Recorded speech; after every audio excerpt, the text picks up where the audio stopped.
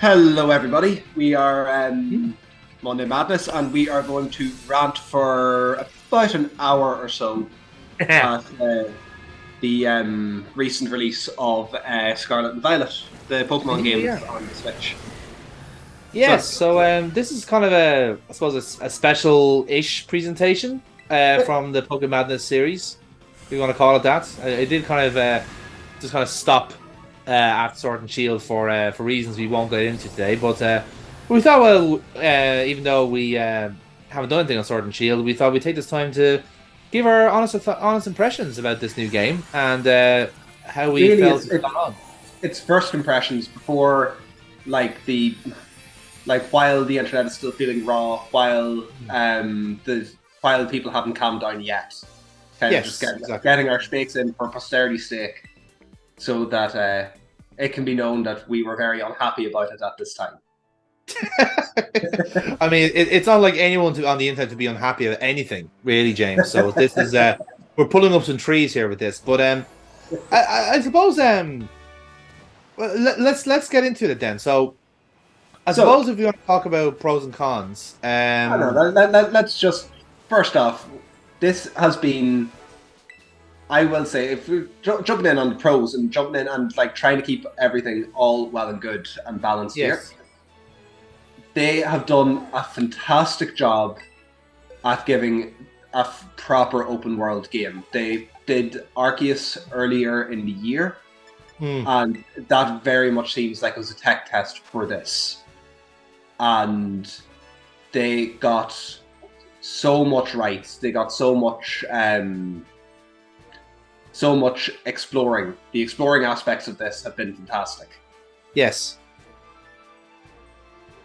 This really is like they've on the Switch by and large as a company, they have knocked it out of the park in the different games that they've put out. Whatever they have put out, they have not always in the first trial of it. But let's say this could be, barring the DLC, this could be the last entry that Nintendo have for Pokemon on the Switch. yeah, And until this console, yeah. if we look at what all they got done on that, so they got Let's Go, they got Sword and Shield, they got a Sinnoh remix, they got Arceus, they got this, they Hmm. got Pokemon Snap, and they got the I'm a Pokemon, get me out of here. I can't remember what that one's actually called. Mystery Dungeon. Mystery Dungeon. In fairness, I actually like your answer better, but carry on. But like overall, this has kind of gone from they have given strength to strength on this in a lot of ways. Not everything has been like an absolute success out the gate. Hmm. I think you can probably look at BDSP as being the low point, the phoning it in game out of that series. I would call that the safer bet. It's like if all else fails and no one liked the new shit, you always had the kind of the what I would call in the business a nostalgia pop, Yeah, and that's what BDSP is. yeah. And in some ways that will scratch that itch, but I Yeah. do think that it probably will be remembered as the weakest in, like, arguably, that is a fantastic stream of games that they managed to put out. Yes. Sword and Shield were not fantastic when they were put out, but with the DLC that they put out with it, they bought back a lot of good graces. So, on Sword and Shield getting put out, they did degs it, and that really pissed people off. There was no post game except for that sword burst and shield burst, like chase the gyms around. That pissed Yeah. people off. The wild area was barren. That pissed people off. Hmm. And then they fixed an awful lot of that with DLC. They gave here's legendary dens. They gave here's eternal dens. They gave here's Kubfu and 2 new wild areas to explore. They did a lot of like really good steps with the DLC. Hmm. And that's kind of where I'm not quite hammering in what has been put out here with Scarlet and Violet Hmm. is good, but it was expected to be better. Okay. And I that is really if we got no more, if there was no DLC announced for this, I think this probably would not live up to Arceus. I think Arceus would be on a higher standing than this. Yeah. Just from the gameplay alone, like the Arceus just gave you such a different experience that, like, naturally, sort of like Scarlet Violet couldn't necessarily do the exact same thing. Yeah, Emulate it in some way, but yeah, like you need to keep these two things different to make them both work. You know. But I'd say this needs the DLC to like bring it up to that standard. Is what I'm getting at. I would agree with that, and I think they recognize that already. So it's almost like they're tactically keeping stuff out until the DLC because they knew it would work so well for Sword and Shields. Yeah. You know? And look, don't get me wrong. If I very much think that these games need longer in the pot before they get put out. Yeah, that is very, very true. If they hold back on material for DLC to buy them another year, then great. Like I'll still say I'm not a fan of Dexit. I knew, like, I'm absolutely acknowledging it had to happen at some point, or DLC made like holding a rake of them back as a great selling point for the DLC. Yeah. If you want to be cynical like that about it and say, like, why get the DLC? Well, because we're adding back a rake of them that we held back off. Yeah, grand. Sword and Shields should have done a third DLC and finished out adding everything back in. And the fact that they didn't still ticks me off a wee bit. Yeah. But no, that's kind of where I'm coming from with this. Could do with the DLC, and this I'd hold off on giving the final judgment on this until we know that all DLC have been released. Yeah, I can't see where you're coming from with that. Yeah. There's other things about this game, and I know the internet, the hive mind, has been complaining that the windmill is going at 10 frames a second. Yes. Even. Yeah, like for a AAA game, you'd hope that's better, but I'm not going to murder.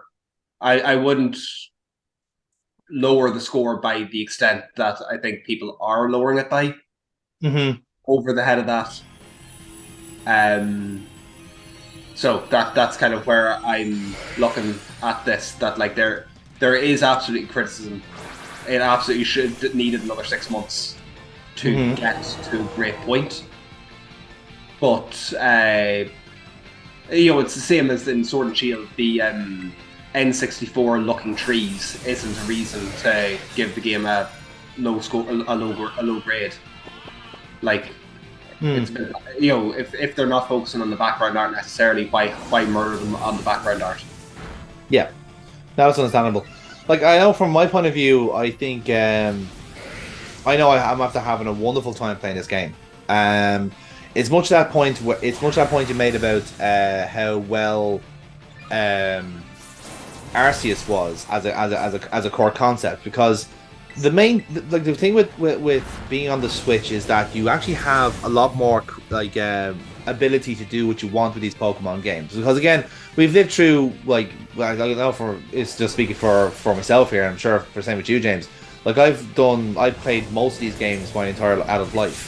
So you kind of you get the gist of it after a couple of runs, to the extent where you know what you're going to get, broadly speaking how the game is going to play, which means that it has to be a little bit different each time, and that's a key part of it. That's a very, very key part of it, because if you don't make a different experience each time, then you do get that kind of jadedness about it, where people are just going to go through the motions, play the game, and whatever stuff you try and introduce is going to go stale very, very quickly. At least now when you have a... Okay, actually, I'll kind of stop you at that, if you're okay with this. Sure, yeah. At what point, if do you think there has been a point in the series so far that they have just put out a samey game?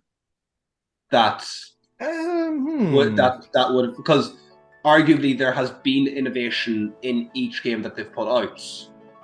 Yeah, like well, this is the point I was gonna make, was that like, because there is now such a like the jump between, say, the two DSs wouldn't necessarily been as drastic as, say, going from this to the Switch.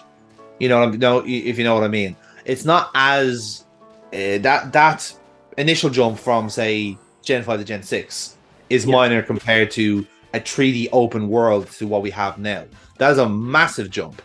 And I don't think it's not the smoothest transition in the world, because obviously you mentioned about Sword and Shield having like graphical performance issues more than anything else, and Scarlet Violet definitely has that. Except for some reason, it's almost more comedic than anything else for me. Like it's almost like a kind of a novelty finding all this like dumb shit that they forgot to patch.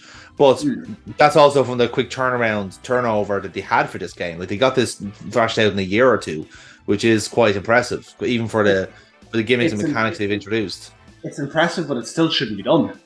Oh, I totally agree. And look, if in an ideal world, this would have been given an extra a year in the oven to properly come out all guns blazing and so forth. But that's not the strategy. That's not what Nintendo do. Nintendo match quotas. They go for, we need a game in Q4. Get this game out before then or else, and that's the way they do their business practice. It's highly successful. I mean, like, they're still making money hand over fist. Regardless of the quality of the game, people are still going to buy it.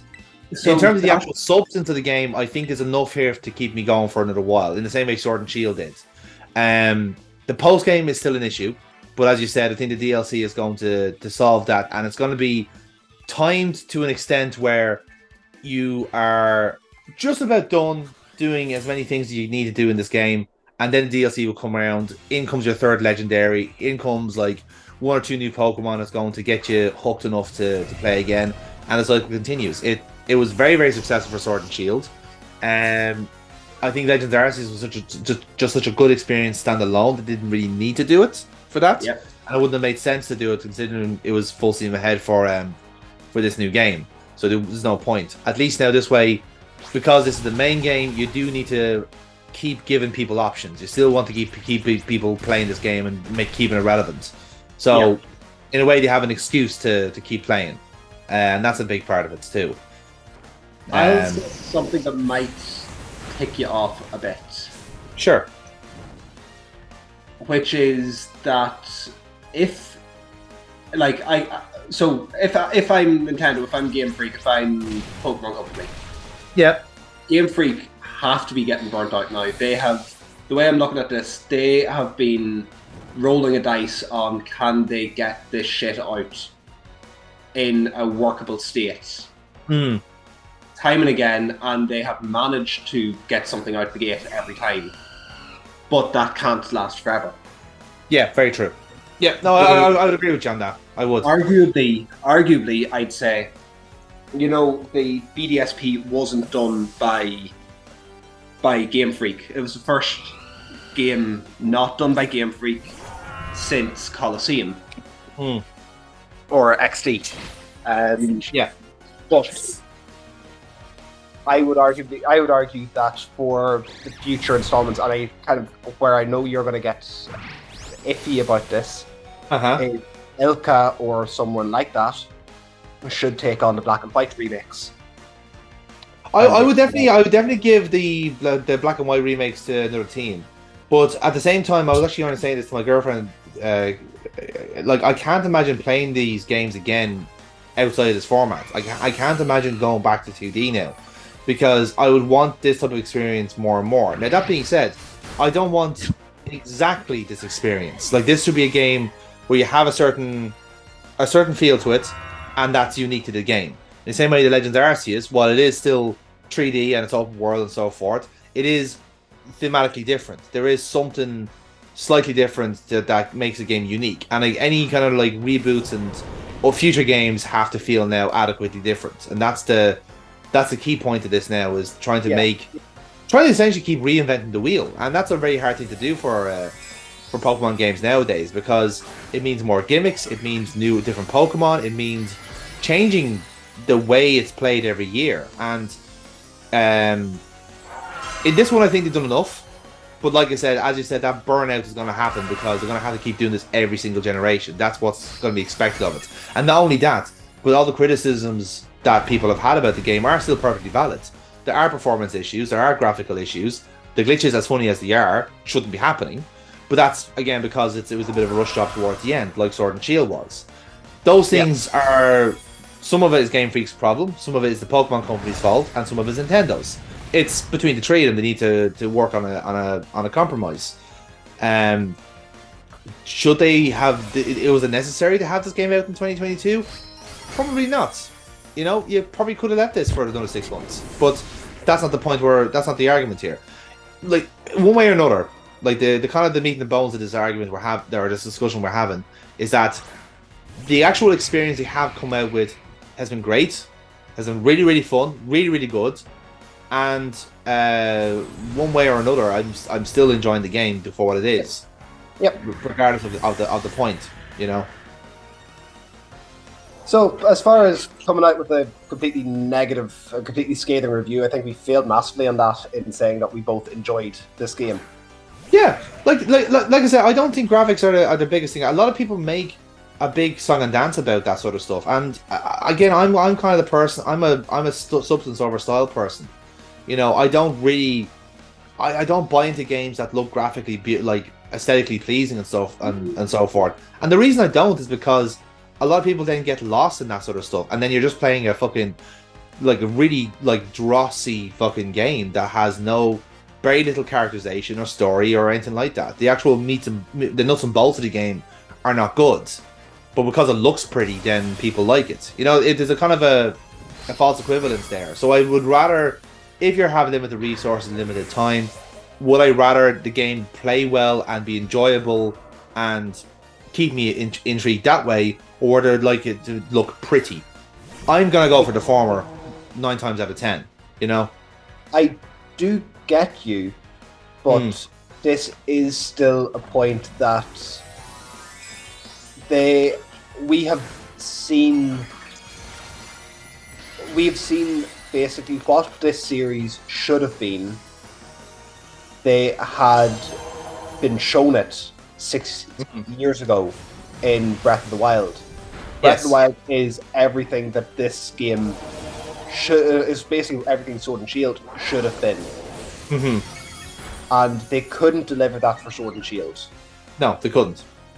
And it does seem like it's been kind of trying to catch up to that point.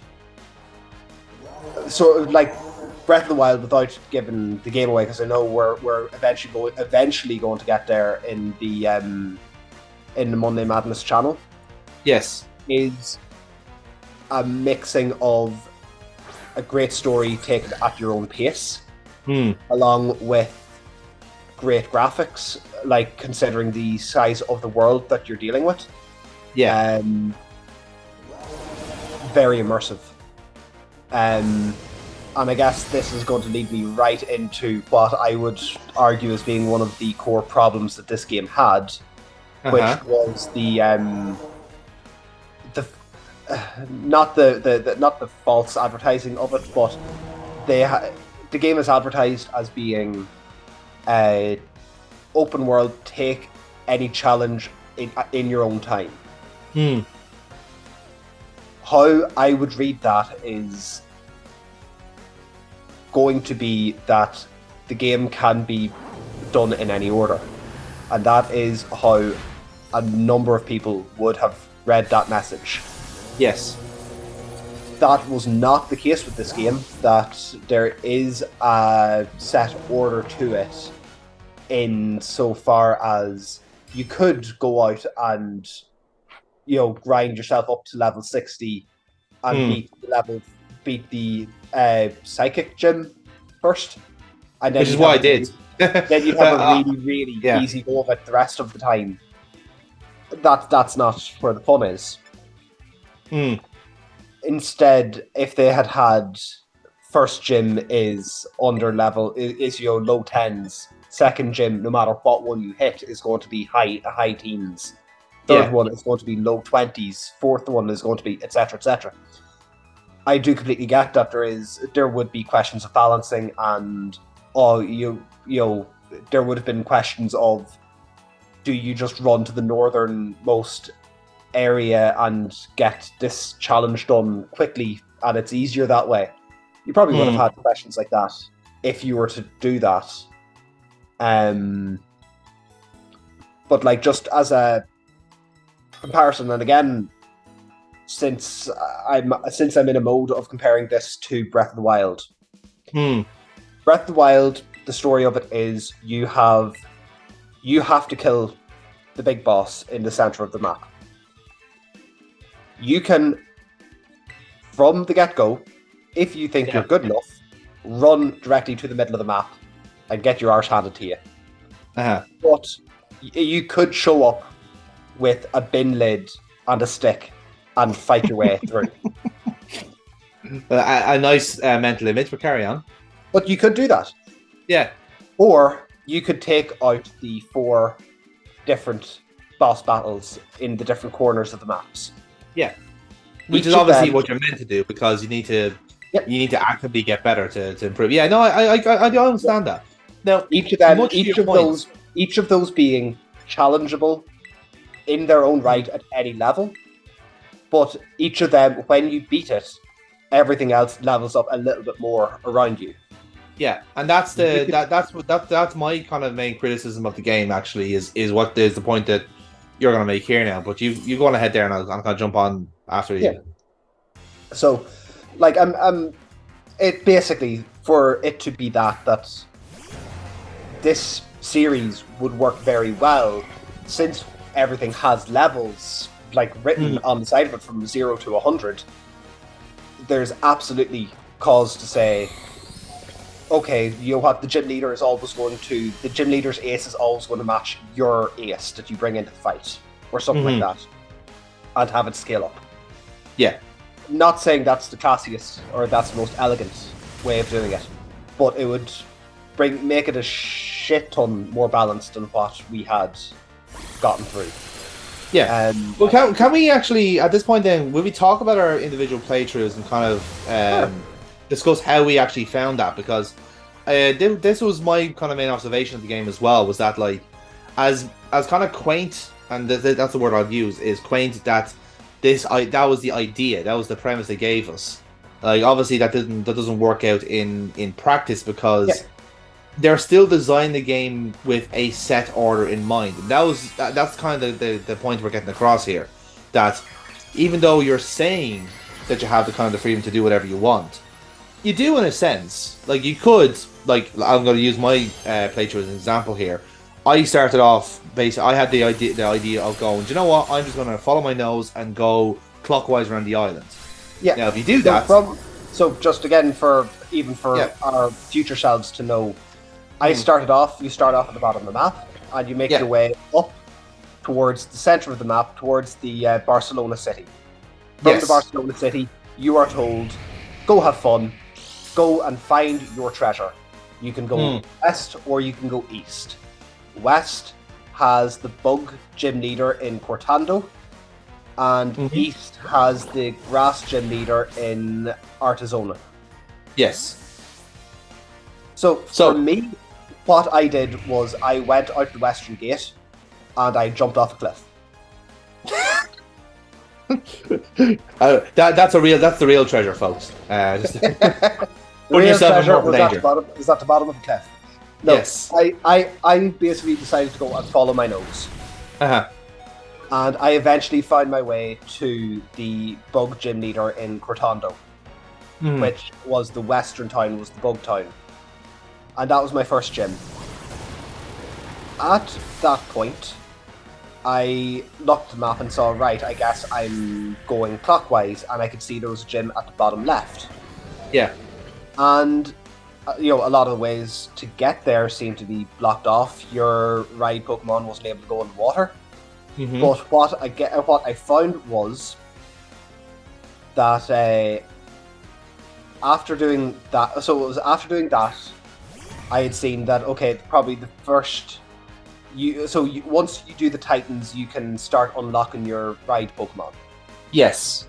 So yeah, we should specify for those who haven't played, like, the three main stories all serve kind of different purposes to your playthrough. So what they've basically done, they've essentially kind of reverse engineered how a Pokemon game is normally played. It usually does work that you have to do your 8 gyms. The plot normally gets disrupted by the antics of the kind of the villain team, if you like. Although that's changed quite a bit in the last few gens anyway. And then you often do get like special encounters, which is typically against fucking legendaries or like unique Pokemon to the region. Yeah. So this would have been the past, the Verizon trio, the legendary birds and dogs and so forth. I would have even said this is more like the Snorlax in blocking your path, kind of. Yeah, as an example, it's stuff like that, right? So what they've done is hype those up as kind of equivalent to the gym to the gym challenge, and ultimately that's not how it plays out in real time, because ultimately the gym battle still is the bread and butter of the game, But there are reasons for you to do both of the other ones. So like as I said, the Titans basically serves as the HMs for your ride Pokemon, which is either Miraidon or Corridon, depending on your version. Mm-hmm. And they are good. Like that is a good form of progression. In the same way that now the Team Starfall one is obviously the weaker of the three. It's the C story if you're going by the script, and it doesn't do a very good job in hiding that fact that it's a C story. But at that being said, however, it's used mostly for TMs and essentially for ticking the box of the types that they haven't included in, say, the Titans and the gyms. Yeah. So basically, every type is catered for with some level of boss or some level of challenge, and that's basically the way it plays out. And that's fine. I've no issue with that as a premise. Now, that being said, the issue really that this game has is that when it says you can do anything in whatever order, you don't, and that's the fact, the sheer fact of it. They still designed the game with a set order in mind, and that is perhaps the biggest issue they have. In that you could just said to us, right? The way I would have done it personally is you don't go in a kind of halfway house where, okay, you have a choice of going anywhere you want, except don't go over here because the levels jump up by 30. Okay, don't ignore them. You have to leave that to last, right? That's obviously not going to work. What you could do is you could obviously start off with your first badge, and that opens up your 3 different paths, and you can pick those 3 different paths in any whichever order you do, and then that unlocks another set then and go for a kind of semi-structural way. That's essentially the way they designed it, and they promoted it as if it's complete free for all. That's not how it goes, and they need to be a bit more honest about that. But at the same time, first time they're doing it, you give them the benefit of the doubt. Yeah, but I had started in that immediate western end, and then find that I couldn't cross the rivers. Yeah. So that made me go, okay, I'm going to the east of Barcelona, and I guess here's where the gyms that I'm supposed to do are, which are the Grass Gym, the Cloth Titan, and the Electric Gym. Yeah. So my adventure actually, whatever kind of area you came across there, I did manage to bluff my way across. I think I just found a high area, and was able to land on a lower point, and then found myself in an area of level 30s. I did that. Once I beat Cloth, you're able to jump. I went back to the western area, and I jumped off of a waterfall, landing on the other side of the river. Nice, love it. From doing that, I ended up on the side of a river that had everything in level 40s. And I realized, right, shit, I can't survive here. Yeah, and now, so that was the same with me now. So we've actually had a very similar playthrough, funny enough, because I did the exact same thing, and then basically grinding my way up to a point where I could defeat the Psychic Gym battle, and then everything the game threw at me then was a piece of piss. Okay, that's so different. Yeah. Once I saw I was dealing with shit in the 40s, I started off to the west, then went over to the east and then beat some of the Titans and stuff like that. Then went out to the desert and kind of worked clockwise from there. Then back to the Psychic at the end was where I finished. Okay, interesting. Yeah, and legit, like I kept going kind of in that. I stuck to my clockwise form as best I could. The only change I made halfway through was I left the mountain ending on Galisado until the end.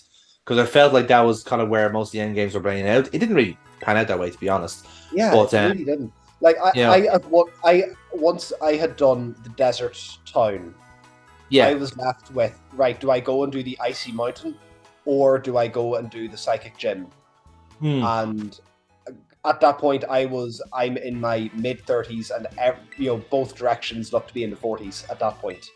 Yeah, Which, and like I said, like if they at least they do steer you in a direction of saying we recommend you do this next, and again, like I said, they were trying to do an adventure where they're not trying to tell you where to go, but they had still designed it with an idea of where you should go, so you can't have it both ways.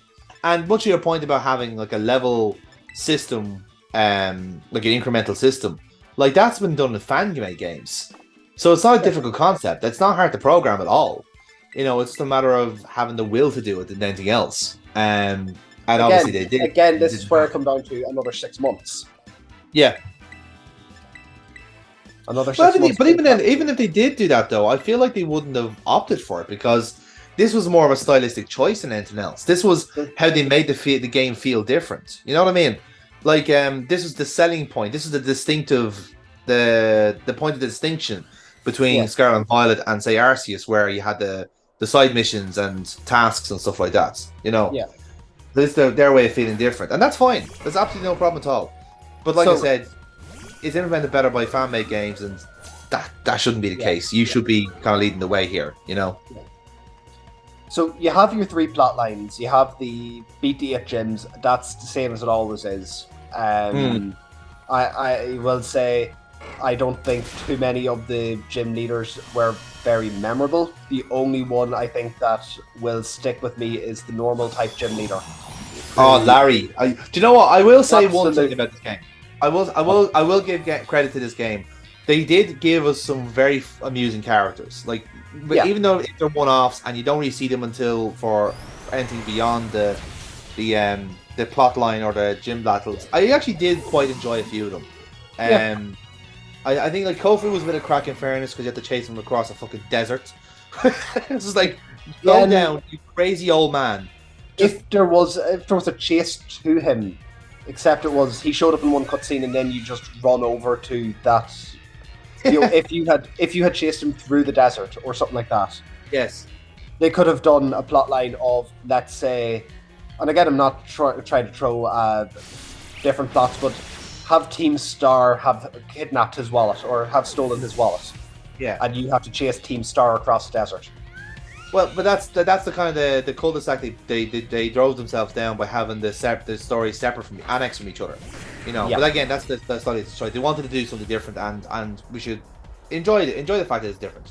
Oh yeah. But I certainly enjoyed that. My other people I'd pick out here as well, I'd earmark as a good crack would have been Larry. I was a big fan of Larry, primarily because like the guy knows he's boring. That's what I love about it, because he's a normal type gym.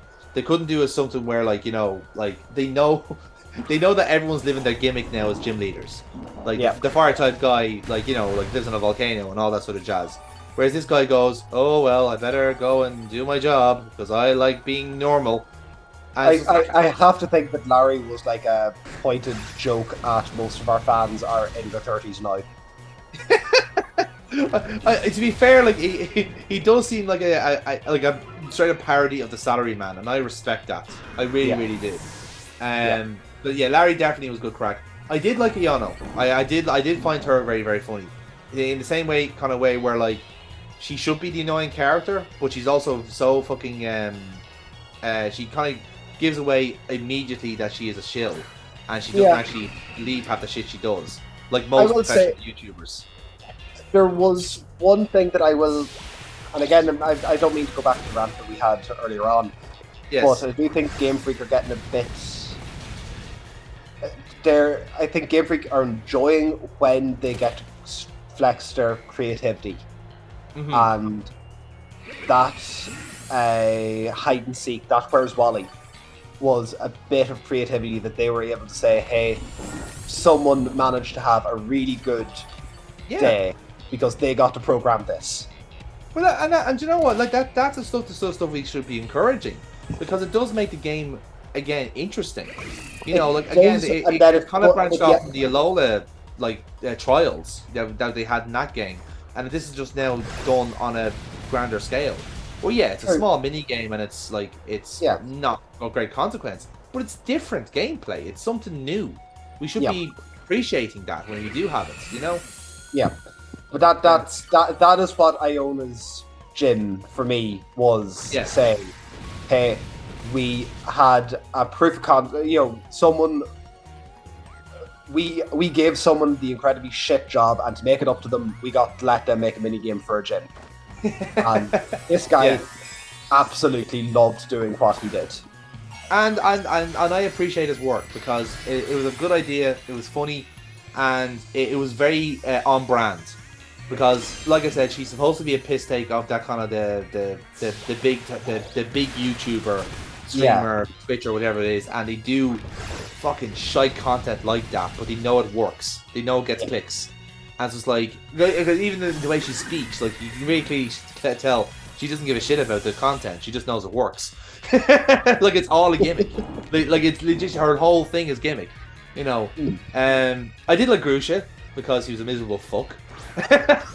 He just like lives on a big fucking mountain by himself and goes like, yeah, I nearly died a couple of years ago. Oh, you want a gym battle? Yeah, fine, yeah, whatever.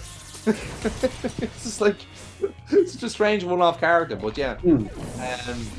And yeah, like no, in fairness, like the actual casts, if you want to go like that, again, they only have like 1 or 2 personality traits like per character, but they're good. You know, I actually, particularly towards the end game when all the stories wrap up, I really enjoyed that part. Kind of rattling through them a little bit, or like looking overall as a series.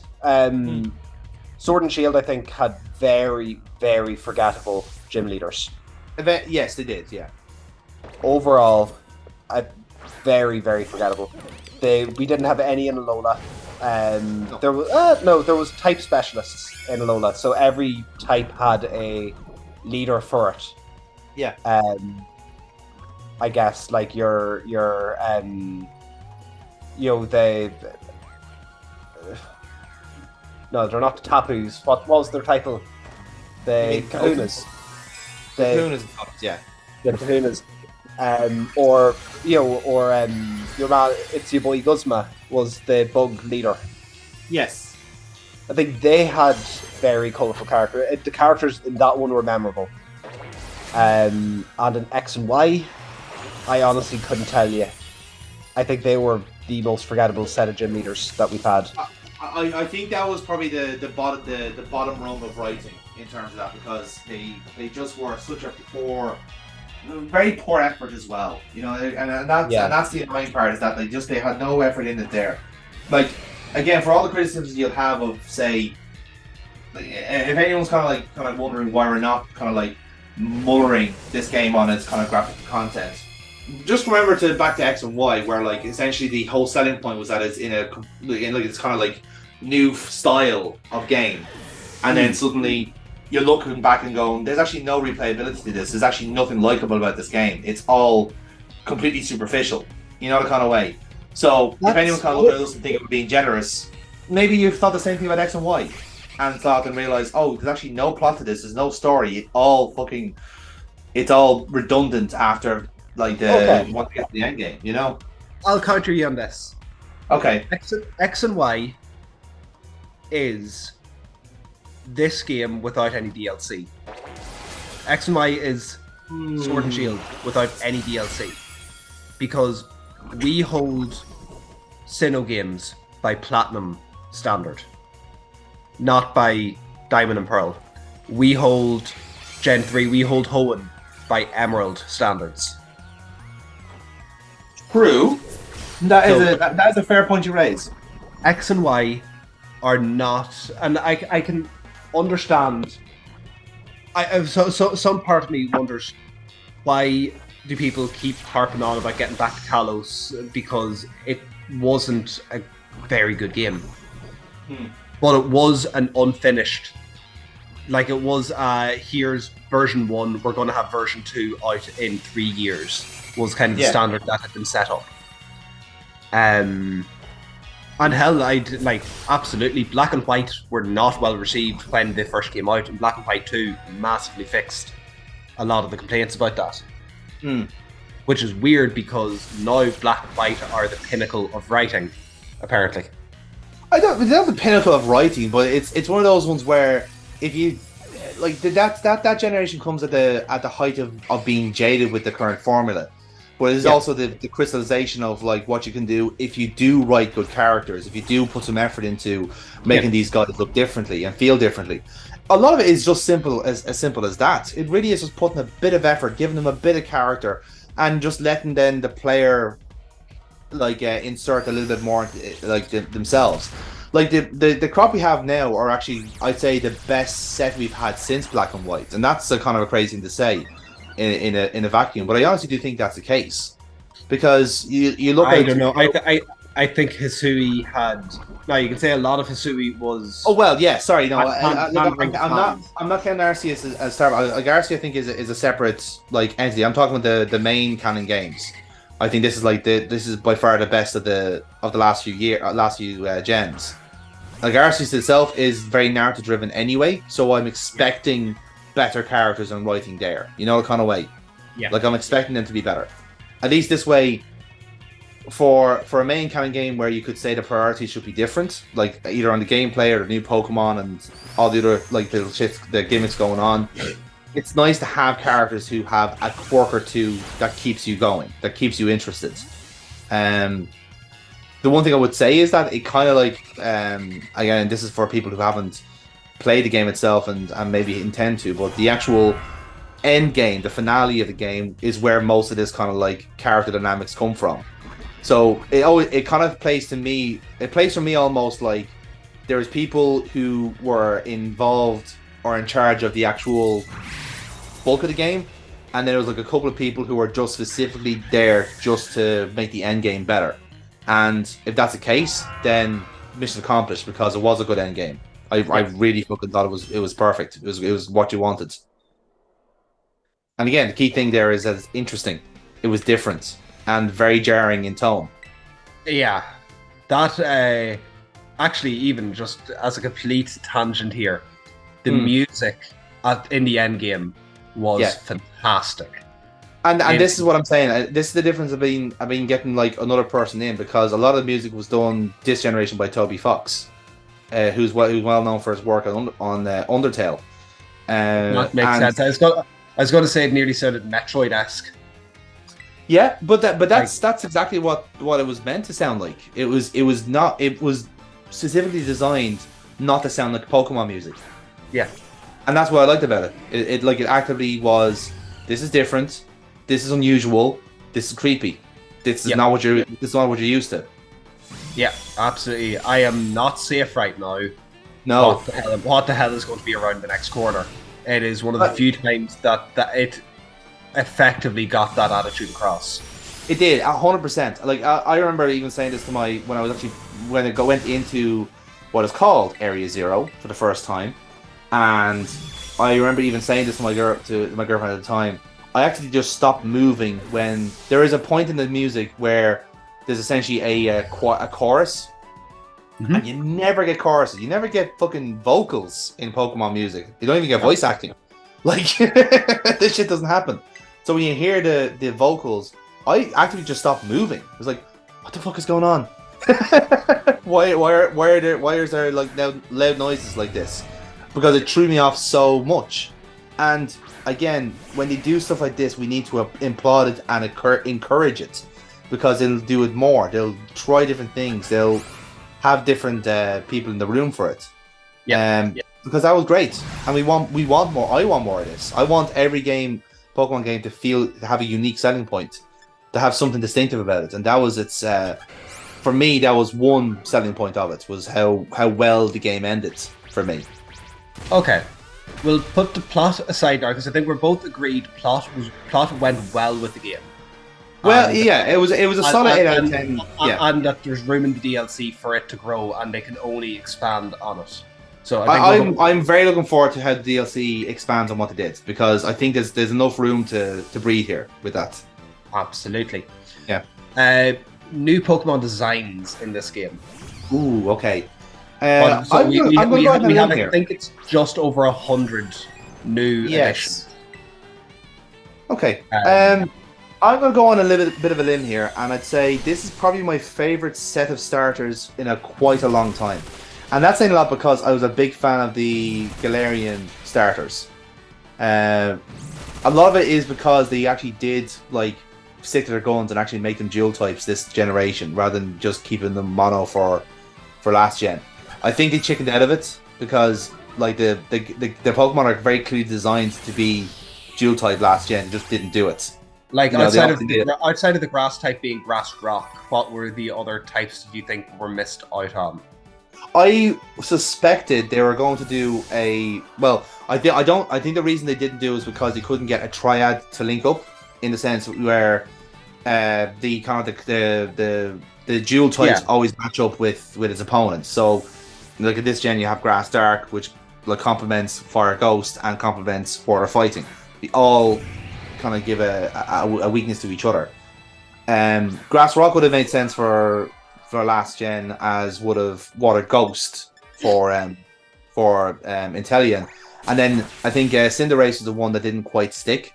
So you would have had to cobble to contrive a typing for him, which would have been Fire Steel, if I had to guess. But like I said, the design didn't go down that road. So maybe Fire Flying or Fire Normal. You don't know. But I would have said Fire Electric would have been a good type for him, and just throw the idea of having to have two sets of complementary types, throw that idea out the window. Yeah, exactly. Because they haven't always done it. Like, you look at Swampert, is 4 times weak to grass. Yes. And that's a pure grass type in that game. So yeah, like exactly. They could have done that, in fairness, but they didn't. No, in fairness, like much my point, like I like the way, I like how useful the starters are in this gen.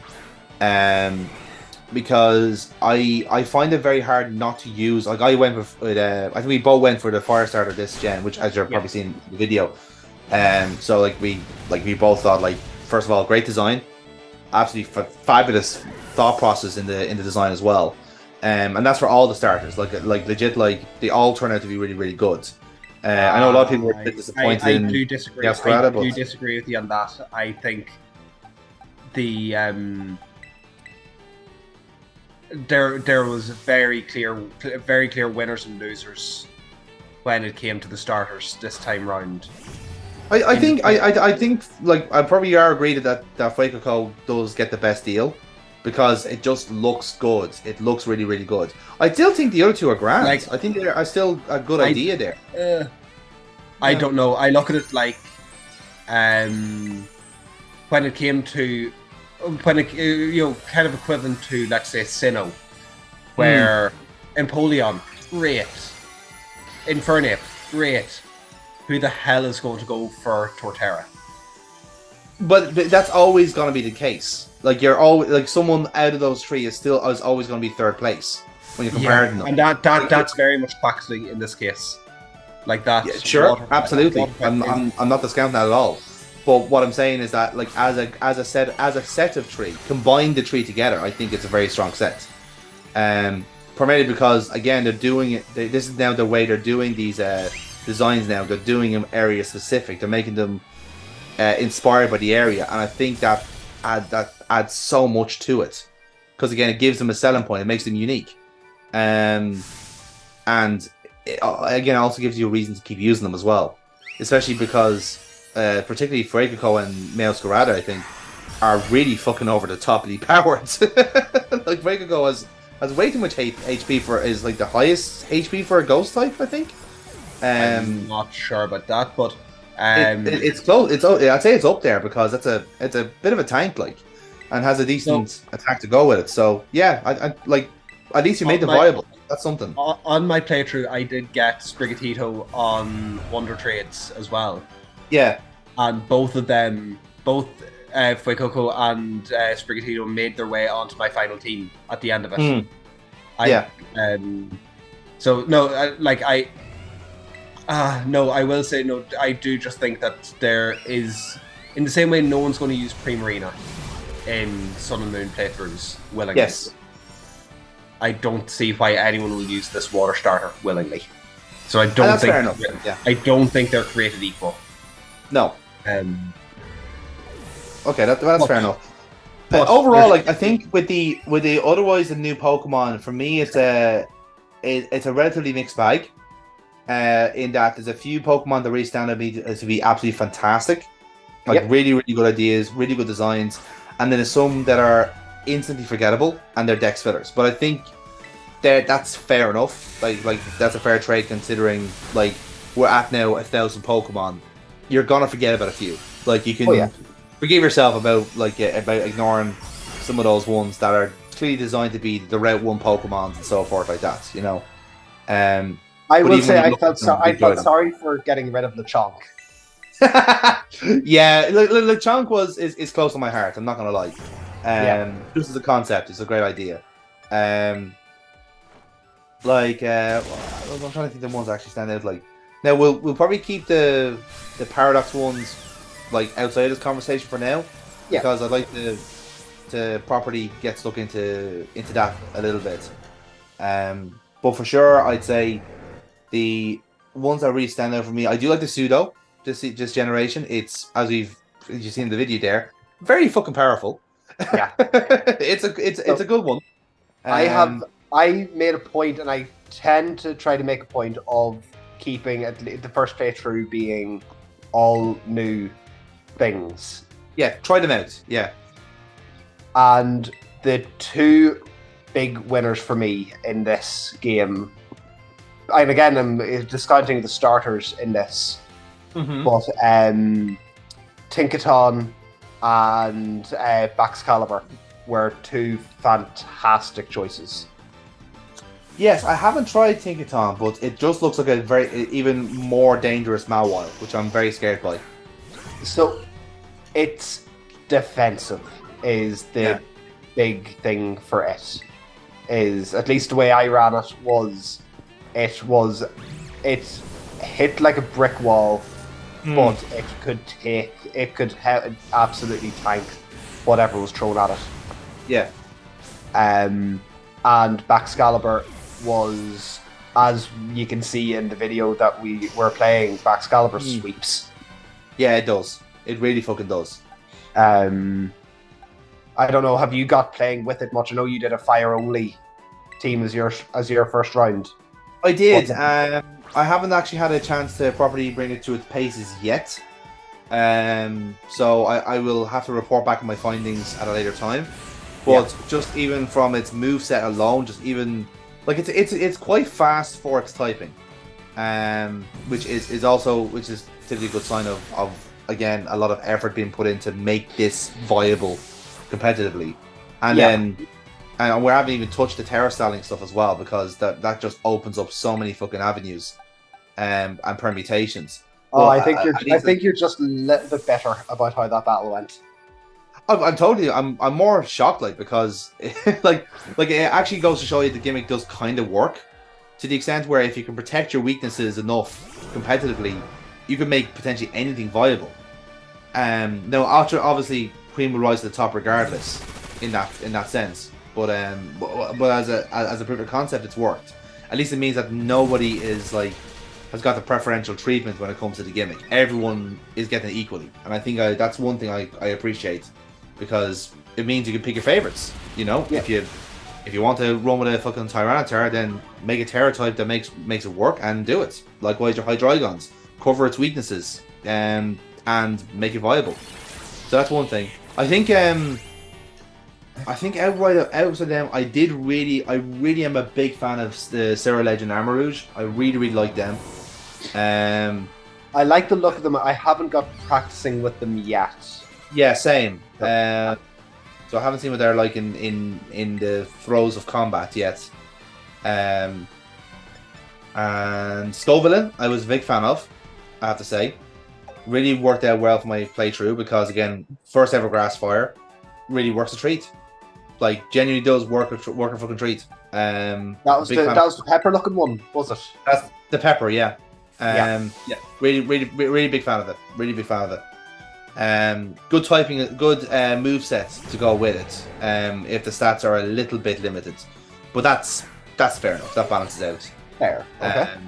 Yeah, and those ones are kind of standard for me. I like the bird actually. I like Kilowattrel, mainly because it's electric flying, and that's not since Mulga have we had that. So at least it's a little bit different there. Yeah. So there is like I said, one. There's one thing that I'm going to like scream about for a minute, I guess, Mm-hmm. and that's Espathra. Now, is that good or bad in your view? It is the new Sigilif, and I hated it. I hated fighting this thing. They seemed to be everywhere, Yes. and they were thankfully the starters this time were conducive to it. But I would think, like back in Unova, fighting with your Tepig or your Emboar. Force final form, isn't it? But yeah, whenever it gets that fighting type, it just starts losing to Sigilif so quickly. And I had the Paldean Tauros get wiped out so many times by that fucker. Yeah. It just gave me bad memories of Acid flashbacks to Yeah. No, I get that. I think there's a few there's a few that kind of stand out for me in that sense, but yeah, like Espathra I can understand. Like the Tauros are playing the hole in the overworld as well. Like truly, to be honest, I don't. There's not many that I don't dislike the design of. It's really more for practicality for me than anything else. So, I like the logic of most of them. I think there's a couple that are redundant anyway. But like again, they're dex fillers. You know, that's kind of what they're there for. Yeah. I don't think there's anything I actively dislike from this gen, but just either the ones I like or the ones I'm just completely like ambivalent towards. So that's not too bad, I think, in that sense. Then we kind of get to me, one of the biggest winners of this one are the actual Paradox forms. I'm a huge fan of them. So, the Paradox forms, I would have a bit of a different opinion than you. Okay. And I think I had said this with the... I look at the Paradox forms like the Ultra Beasts. Yes. Which... These are a gimmick that have been introduced for this game. Arguably, they should be kept in the game, but even more arguably, they shouldn't be catchable. Okay. Because one massive thing that Ultra Beasts brought in was power creep that went into the upper tier, the Uber tier. And it would be such a headache for them to try to work on a balancing for that. In some ways, they just gave up on a balancing for them. I'm talking about Ultra Beasts again here, sorry. Yeah. But what could have been a better shout would have been they are boss battles that cannot be caught. Okay. And for them to just be completely limited to battle against them instead of you can catch them. If they were to make, here's this great tusk, you can't see what its typing is, you can only battle it. You can only try to push it back. You cannot try to catch it. That might have done more. Because I'd look at it like... what was the Eternatus? Was the baddie in form, yeah. In Galar, it had the big hand form. And Yes. that was a battle only form. And I think that was like, here is a good boss battle, and you don't have to, and you cannot end up with the big hand form again in your own, like, to use yourself. I see where you're coming from with that, but then the thought occurs then that would kind of seem like a terrible waste to have programmed in those guys like for the sake of a battle and then not be able to use them. You know, True. kind of way, like it would not make sense then to give the player a chance to actually fucking use them themselves rather than just having to treat them as mini bosses. You know. True. No, I do get you, but this is where you're going to end up with the question of how long are they going to maintain them? Like, are we going Yes. to have Ultra Beasts in this generation with the DLC coming out? Hmm. Like, is Ultra Beast going to be a content? And it's just kind of trying to forward think it. Like, I think we were saying beforehand, is Ultra Beast something that the team are going to have to put into DLC going forward now, always? Or are they going to leave them out entirely of generations? And that's going to be the same thing with this. Like, it wasn't very effectively put into Omega Ruby, Alpha Sapphire. It was just, here's wormholes, there's your legendaries, go have fun. Yeah, I get that. Yeah, And it was just done in that case as a dump of here's your legendaries, not our fault. That I see your point, and I think it's a valid point you raised there. Now, the one thing I would say to it is that at least with the Ultra Beasts, they seemed like just a good idea on a standalone concept, but it doesn't necessarily ring true really with the themes and the mechanics they were doing until Necrozma comes in and kind of like explains the whole lot of why they're there in the first place. yeah. Whereas with this one, I think there's a lot more joined up thinking with it, if you know what I mean. They've had a bit of a formula the last couple of gens, and it's a bit of a hand wave more than anything else, that it's always the third generation that's responsible for all this. So like Zygarde is the cause of the Mega Evolution, fucking citation needed. They didn't really explain that part, by the way. Then like there's the Z moves is kind of like just something with Alola generally, but then you had Necrozma with the Ultra Beasts, like Eternatus is the cause of the Dynamax and stuff.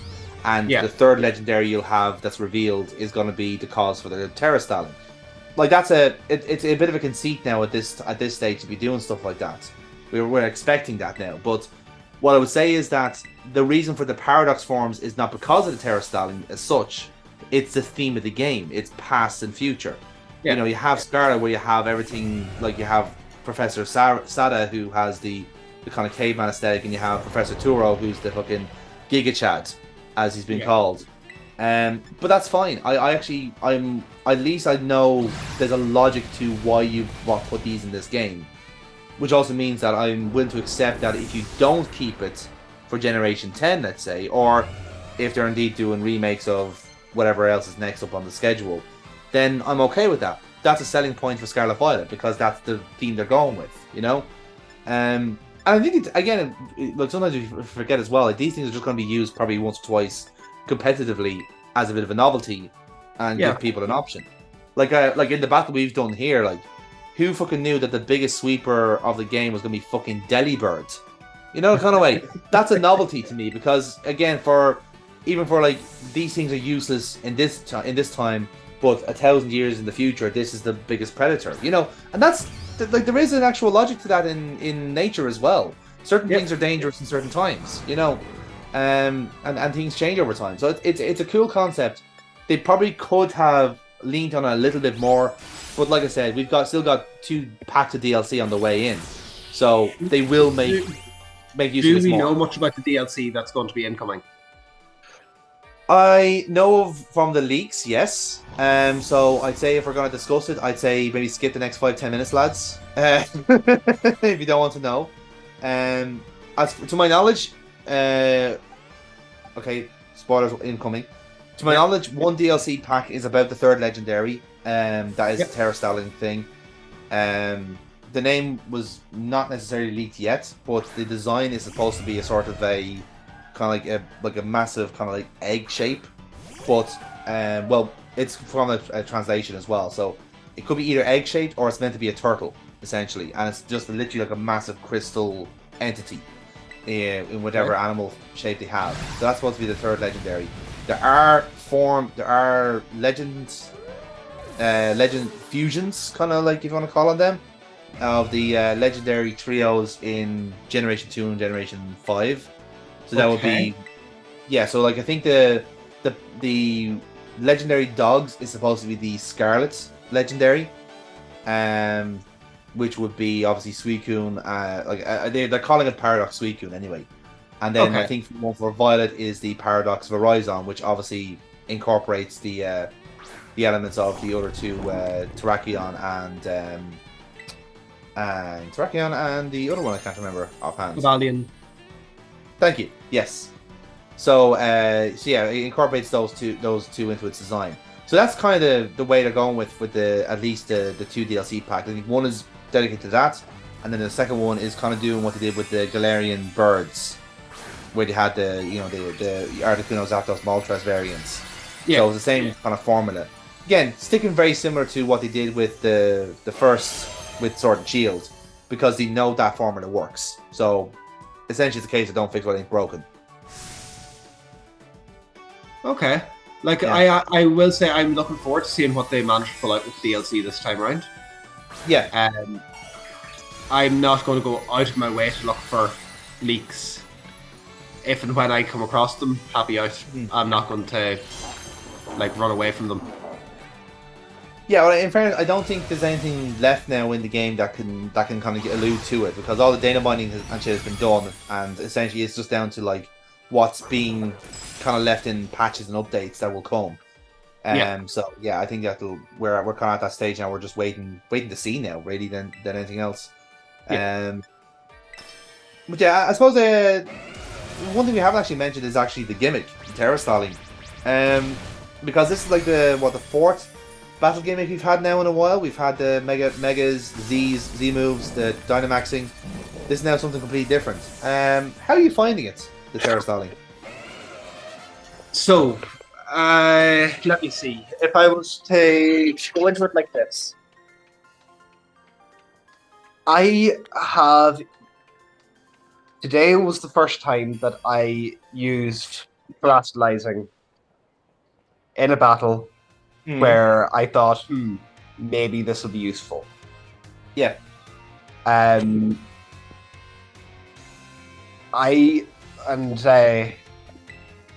rant I was going to have there was at the low difficulty in so much of this game that Elite Four didn't even have potions on them. You know, I was struck me as a bit of a surprise, actually. Yeah. I was going in. I was expecting, like, right, I'm about on par level wise with what I'm going to be going into the Elite Four with. I was fully expecting I was going to be in for a challenge, and I swept them. Yeah. And I'm not, like, it's a children's game. I absolutely get that, but they did have the difficulty settings. I know you skipped BDSP, I think. I did, yeah. They massively upped the difficulty at the very end of the game. Okay. That the Elite Four had competitive teams. It wasn't just they had a good team. No, their teams were set up like competitive players would have them set up, and they had tactics like competitive. Yeah. So going from that to such a step down in this was disappointing. There was no need for the Terastallizing. If there's someone who benefits from it in the main game, fantastic. As far as it as a gimmick, it was very fun to use today. Like, I think we had our 3 battles. Yeah. And my Terastallizing got used by both of us in all 3. And in the first one, it made all the difference in my battle. In the second one, in the Paradox form one, I absolutely misjudged it. Yes. And I can't remember how I fucked it up in the last one as well, I think. But no, as a gimmick, oh yeah, the Toxapex. No, it absolutely is a game changer. It's arguably more of a game changer than Megas were. Yes. But like I'd say, if I was ranking them, I think this is maybe number 1 or number 2 for me. Okay, interesting. Like I'd say, Megas arguably are the most impactful, are my favorite of the gimmicks. Yeah. Then arguably this, then Dynamaxing, which is gank anyway. Although like I never got too used to it, and then Yeah. Z moves were an absolutely awful idea. Yeah, I'm kind of in line, pretty much in line with you there. Like I do, like I would earmark the Megas as kind of my favorite as a lot, to the extent where like now, like I said, because they're still very very selective. Like I would have been happy if they kind of stuck with the Megas and just released another a batch of 1 or 2 per gen. Like I would have been very happy with that. But again, the fear they have nowadays is growing stale, and that's kind of where they're at now. They're trying to fight against their own inertia a bit, so they have to try something new each generation, and I do understand that. Yeah, What I kind of countered that with is like Megas give an opportunity for things that are shit to be a little less shit. Yeah, so exactly. Arguably, like let's say your Banette is shit, but Mega Banette may not be shit. Or a better example is Mawile. Mawile as a Mega form is fucking beastly. It is, yeah. If anyone wants to understand why, just take a look at our Monday Madness Series 6. In PokéMadness, exactly, yeah. Taking them away just meant that Mawile went back to being crap. And that's always the argument with the Megas, is that if they did kind of stick with that, they could have essentially seen what do we think is being underused. Let's give it a Mega and let's see how it changes the competitive play. And they could have been very fluid with that. But that's the direction they went with, and you know I won't hold it against them. That to the point. Like this is a curious one where like Z moves overall are my kind of like my least favorite of the battle gimmicks. It's the one yet it's the one I use a lot in my playthroughs. Like I use it constantly in the playthroughs because it's there to be used. But it's my least favorite and I think the least effective. And weirdly enough, I quite like Dynamaxing in Sword and Shield. Not massively, you know. I use it when it's there. And this is the curious conundrum here, because I didn't really need Terastalling in my playthrough in Scarlet and Violet, and yet I think it's actually perhaps the best one of the 4, because it means that it's not discriminatory. Anyone can Terastall, and it gives everyone equal footing. It's such a fascinating conundrum. So if I was to kind of look at it like these 4 different options, you can say are basically have a nuke button. Yeah. In each of these cases, it is here's a nuke. Yeah. And each of them do it better or worse in different ways. They nuke different types of the country, let's just say. Yeah, so what the Z moves and Megas, being able to do them at any point, always give you an easy win button. Mm-hmm. Whereas keeping Dynamaxing just to gym battles was too reserved with it. Yeah. This found a happy medium that as long as you run over to the center after, you can keep using it. So you can use it as much as you want, and the option isn't always there to tempt you. So I think they found a very good balance of how to use the terastallizing this time round. Yeah. Like I find myself very rarely using it. I think only to test out the gimmick ahead of our battle today was whenever I got no like main plot lines battles I ended up using it for. Or if I did, it was very sparingly. Mm-hmm. I think I only really used it. I use it kind of like as a novelty when like if someone else is Terastalling, I'll do the same just to actually like add some color to the match. but ultimately I've never actively needed it, and that's the key thing. I've never needed it. But then again, I think I'm kind of unique in that sense because I did a monotype run and actively trying to make life difficult for myself with these playthroughs. But it's what I like to do nowadays. It kind of makes things interesting for me. To the point where, like, obviously with Terastalling, it actually makes monotype runs a lot better for me. Because, again, you have a lot of dual types if you're doing something like I did. And your dual type could be your Terra type. You know, like I could have a Grass Fire and switch it to an all grass type to cover myself. And that's where it gets interesting, because now you can, those things are now far more accessible. They're more, they're easier to do. Or more dangerously, I normally have something that has 4 times weakness. And now I don't. Well, this is the thing, right? One thing I didn't in the battle we did earlier on, my secret weapon that I didn't get to use was Colossal, because, and again, this is why I like the gimmick, because you find stuff on the overworld that is purely spontaneous, and you're not guaranteed that everyone's going to have it. So, for instance, the Colossal I found, obviously we all know it's rock and fire typing. And it has an ability where if it gets hit by a water type move, its speed is maximized, which is pretty cool. Now here's the thing with that, right? So say for example you had a water type on that team we faced, right? I could have, if I brought a Colossal out to you, naturally your instinct's going to hit it with a water type move. But if I Terastyle, my Terra type is electric on that Colossal, which means that would have been very dangerous. Because bear in mind, right? Because Colossal is obviously slow enough, it would have taken the water type attack, probably would have survived it because its defenses are strong enough.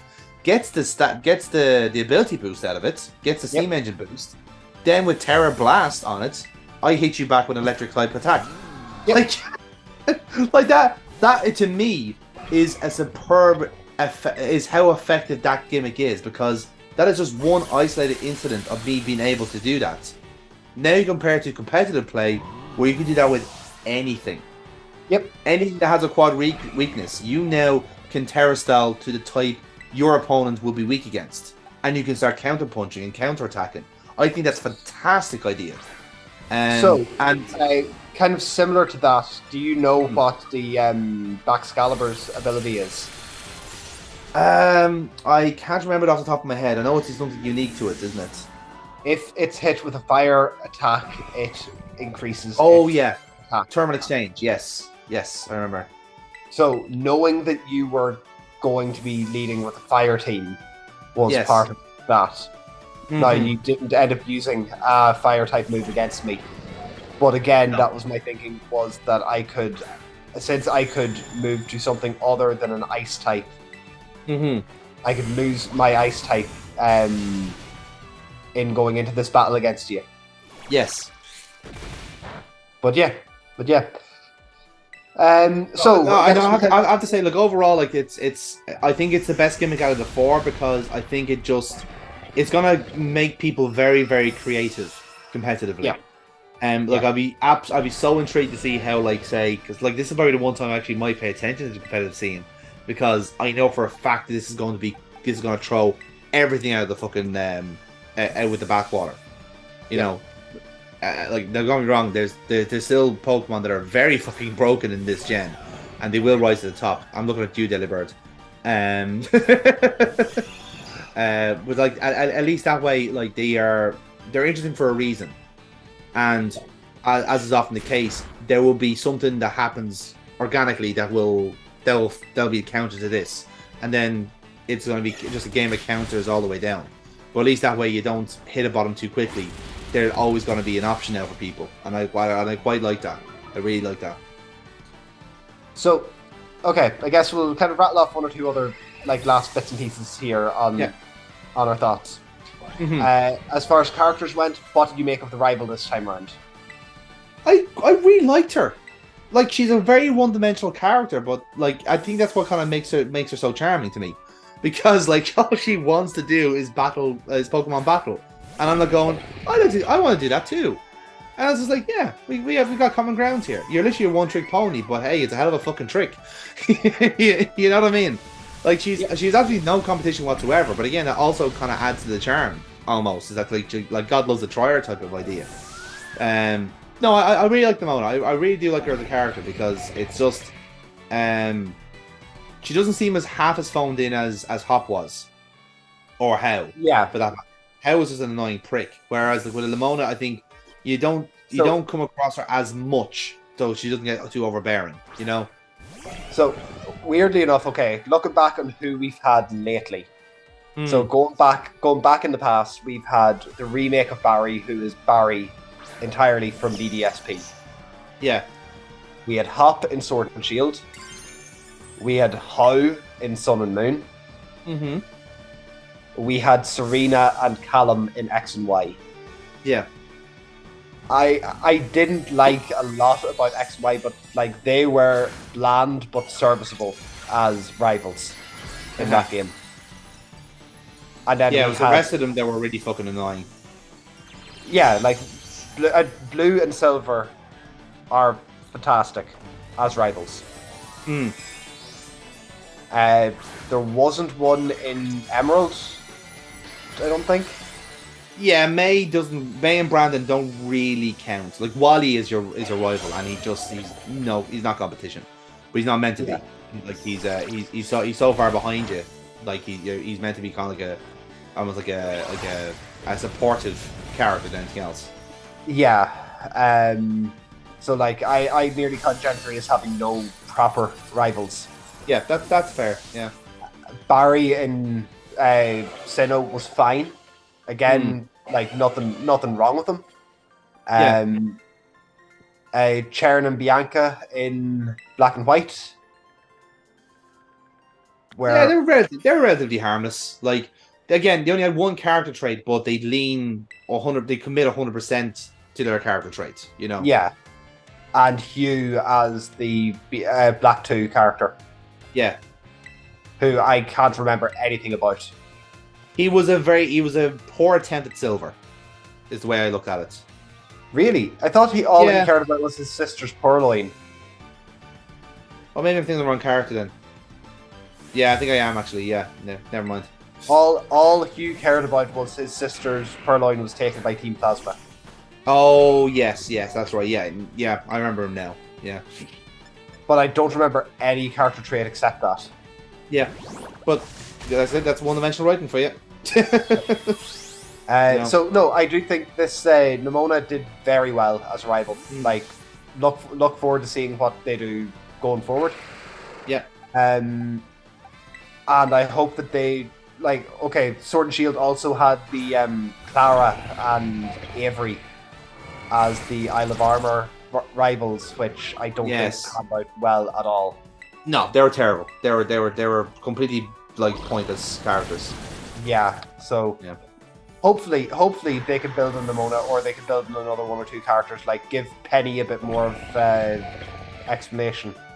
Well, I suspect that's where the DLCs are going to go, because you have probably enough with Nimona just being the main one. So she'll be the kind of the auxiliary character in the DLCs, whereas say one DLC will be Arvin oriented and then the other one will be Penny oriented, because I think they're quite good characters. I actually quite liked them, really. Arvin in particular, I think was especially sympathetic. I mean, come on, who amongst us hasn't looked after a sick dog? Oh, absolutely. That was a really well done story. Yeah, great story, and it gives you a reason to keep going, and that's all people kind of are asking for a Pokemon game, is give us a reason to play. Give us a reason to see the next step of the story, and it's as fucking simple as that.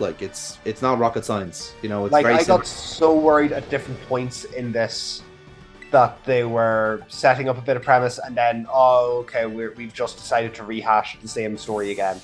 Yeah, I think I got onto you at the time as well, thinking, they've mentioned a third legendary. Are they just doing the Eternatus plotline again? Or, which thankfully wasn't the case. Thankfully isn't the case. So no, they've got themselves a bit of leeway, a bit of good graces. Hopefully they don't abuse that and they don't lose it. I shouldn't think so. I mean, like I think once you have a good base like that, it's hard to fuck that up unless you really phone it in, you know. Um, which again is entirely possible. To be fair, it is his Game Freak. This is Pokemon we're talking about.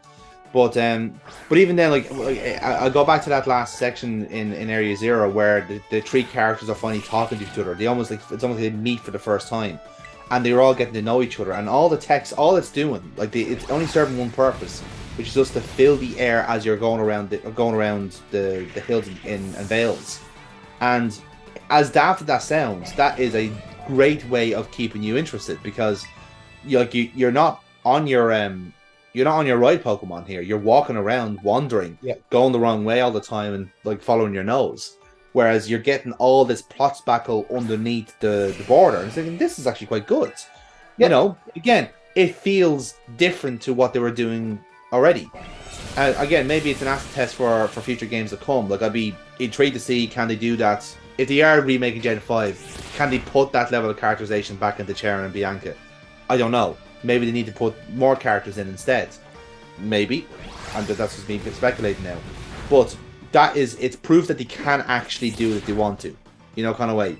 They can actually do writing if they need to. And shockingly, because of the way the game is and the story, they kind of give themselves a reason to put these characters in. You know, because you're not seeing these lads every single time, but they're still central to the story you're doing. So if you want to tap into like Team Star, Operation Starfall, here's a character for that. If you want to go for the Titans, Arvin's here making lunch. If you want to talk to him, like it was organic in its own way, and I like that. You know, I don't think anyone else say they're welcome.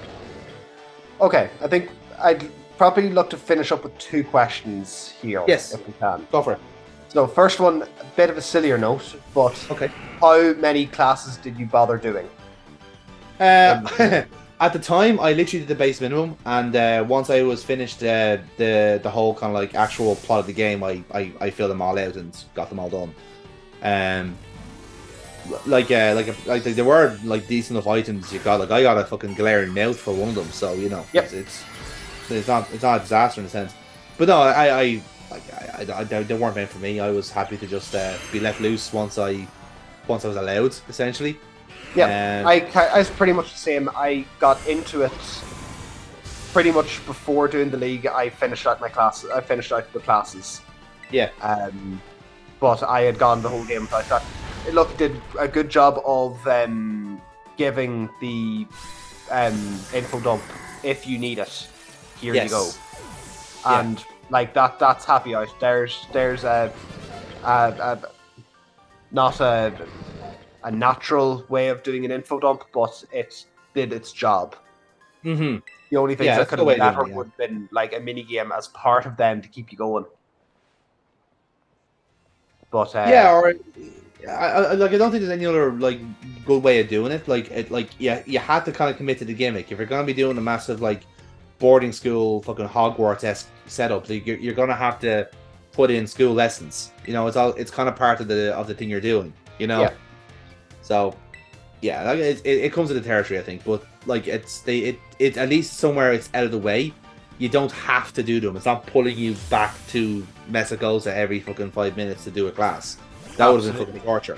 So absolutely, and it didn't hold you up at the beginning. It didn't hold you up saying, "Hold on, you can't leave the school until you got your first 10 classes done." Exactly. Yeah, that would have been even worse. So yeah, definitely. So no, that thing was one of the ones I was just wondering, did you go in and do any of them? And then the other thing is, outside of the DLC, what do you see the next entry in the series being? Or what do you think the next game is going to be? That's a very good question. Very, very good question. Like, I'm looking into like what they'll be doing next year. Like, obviously the DLC should be the first thing that's coming out. Like, I would assume so. I've spoken already. Like, if you're watching our playthrough of Pokemon Insurgents, we often do parachute in Pokemon chatter during the quiet times, and I've waxed lyrical before about how fantastic Arceus is and how that should be the starting off point of its own like type of games. Franchise in itself, yeah. Yes, and if they don't do that, then they're absolutely insane, because what they have there is such a wonderful happy accident. It's like the first time I played Mystery Dungeon back in the day on the Game Boy, and I was thinking to myself, this is a fucking great idea for a game. And what's even better is that there's a story to build to back it up, there's a premise to back it up, and it works. It eventually does go stale. It does eventually do that, but at least for the time being, when something is hot, keep it fucking hot. You know, kind of way. Keep giving people what they want. If they like the feudal Japan look, then stay in feudal Japan.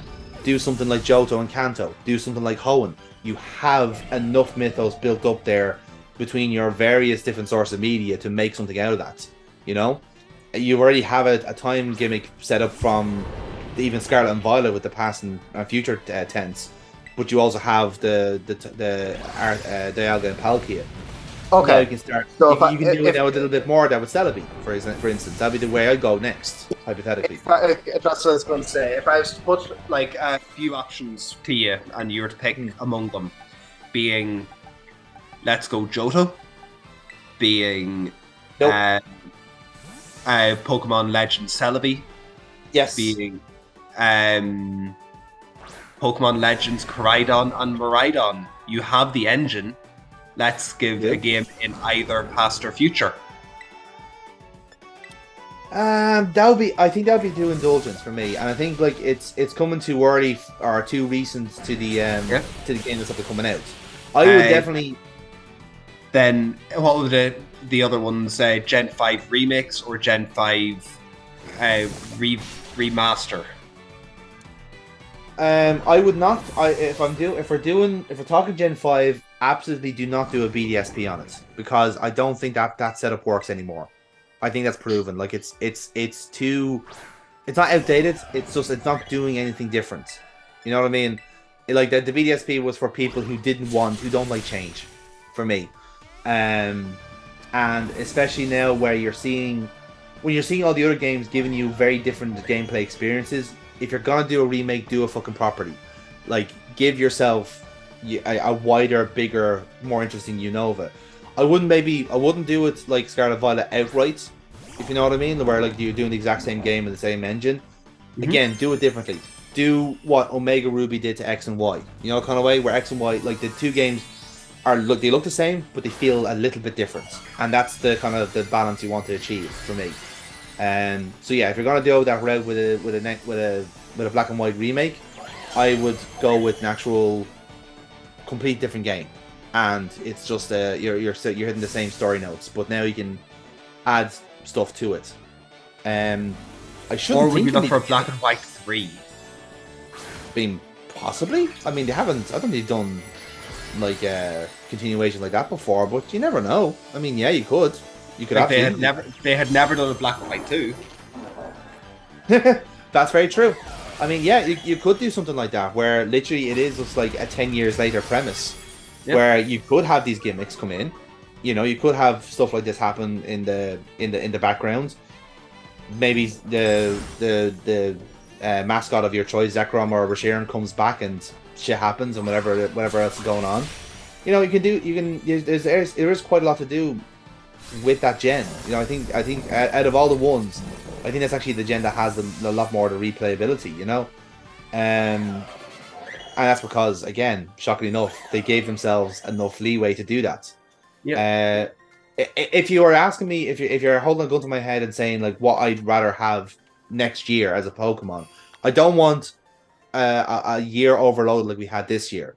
Because I felt we were a bit spoiled between Snap, Arceus, and fucking this game as well. Yeah. And BDSP, if you count that. We were spoiled rotten. You know, let's let this game breathe a little bit. Let the DLCs, if they're big and expansive and so forth, then let them breathe and let them have their time in the sun. And then you can start the conversation over what game to come out next.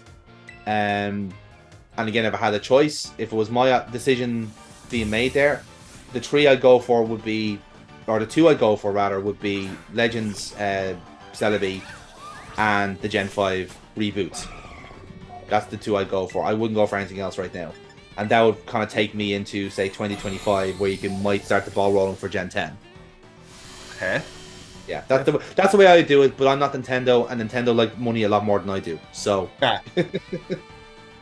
I don't know. I'd look at it like we maybe get one more game before the end of the Switch. probably, yeah. Like the Switch can only last so long, and like this game has kind of proven there isn't absolutely an upper limit to what can be done with it. Yeah, that's fair. At least with this caliber of developers. Yes. So ideally, and this is dream, would be a remake of Colosseum or XD. Oh yeah. For me. Because That would be nice. Yeah, that is bringing in a game from the cold. Because but I don't think we're ever going to get that. It would be nice to have a game where all the battle mechanics live in harmony, but I really don't know if we'll ever get to that stage. I really don't, because I don't think it's viable for Nintendo. But that's for us to dream, because that would just make the competitive scene a lot happier as well. To have everything on anything, you know. The alternative for me then would be I'd rather have Let's Go Johto. Yeah. Okay. Because I want competitive in Scarlet and Violet to live here for the next while. Yeah. I would I'd say when Let's Go Johto comes out, that should kind of end the Let's Go franchise with that. Okay. And you've shut me up asking for it at that rate. Yeah, I get that. Again, this is coming from someone who has played it and then someone who hasn't. Where like I played so many remakes of Gen 1 where I just have had enough of it. You know, I'm sick of the death of it at this stage. So yeah, it's a horse for courses kind of thing as well. You know, like it would still So I'd love to see a Gen 5, but I don't think we're going to see Gen 5. I think BDSP didn't perform well enough that they're not going to sink money into it anytime soon. I'd love to see them nearly give a full, hey, Gen 10 is going to be put off so that we can do the Gen 5 remakes properly. Yeah, that's exactly what I would want, and I'd be happy to wait the extra year or two for Gen 10. I was not in a rush for Scarlet and Violet to begin with. When it got announced initially, I was thinking, holy fuck, that's a bit of a quick change from Sword and Shield, you know? That was the same thing. That was the same thing with us back in 2016, 2015. Yeah. Whenever it came to the announcement of Sun and Moon, we were expecting a Pokemon Z announcement, and then we saw Pick-a-Peck's head, and I was like, oh shit, that's new. Yeah. I didn't know what to feel about it at the time, but like I can't deny that like I much prefer Sun and Moon to X and Y. So in one aspect, it got the analysis right, that it was a better call to make a new game there and then. But it depends on what they're looking at as well. Like if they're looking at sales numbers and they're looking at marketing and the tech upgrades and shit like that, like they're seeing a lot more metrics than I would be. You know, the kind of way. Yeah. But they don't look at it from a gamer's point of view. They come from a commercial point of view. So, you know. Look, it is still a yearly franchise, so we're probably going to see something big next year. Most likely, we'll see DLC in the early year, and then we'll see something big again next Christmas. Yeah, I would be expecting a new game by like the same time next year, but they would probably do something like, could be a smaller project in the summer and then the big project in the fall/winter. You know, yeah. Look, I'm looking at it like I would like to see this be the main thing and give us something small by the end of next year. That's why I'm saying Let's Go Johto. That's why I'm saying no, I get that. Colosseum again. Something that, hey, there you go, shut the fuck up, just buy this. And yeah. It stops you writing letters to the Pokemon Company care of Dear Pikachu. Why don't you visit Johto anymore? When Gliscor isn't on screen, people should be asking, where's Gliscor? Oh, you just made me sad. You're welcome. Into this game. Yet. No. Yet. Anyway, here. I think I am happy to call it with that. Yeah. I think we covered What's- everything quite comprehensively. What's your score out of 10 on this? Score of Scarlet and Violet. Let's go with a nice, neat 8.5 out of 10. Oh, okay. Yeah.